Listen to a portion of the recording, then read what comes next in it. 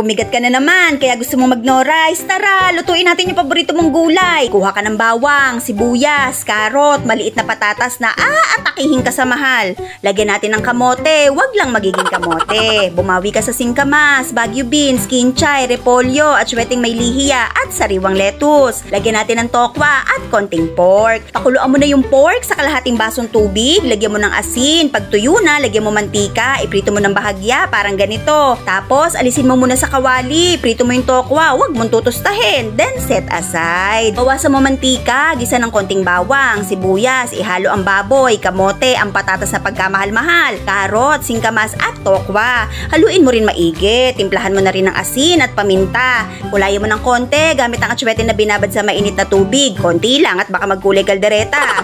Haluin mo ulit, bagsak mo na yung bagyo beans, lagyan mo na rin ng pampalasa at konting tubig para maluto mga gulay. Sama mo na yung repolyo at haluin mo, tikman mo, wag mong kaalatan at igagawa pa natin ng masarap na sauce yan. Teka, nalimutan ko yung kinchay, ihulog mo na nga rin at haluin. Luto na ang kesarap na gulay, o sauce naman tayo. Sa kaserola, lagyan mo ng 1 kalahating mangkok na tubig, 2 kutsarang toyo mo, 3 kutsarang asukal na pula, 1 kutsarang bawang, 1 kalahating kutsarang cornstarch, asin at paminta. Hayaan mong kumulo ng kumulo habang hinahalo mo hanggang sa ma-achieve mo yung ganitong lapot na parang pang-almirol.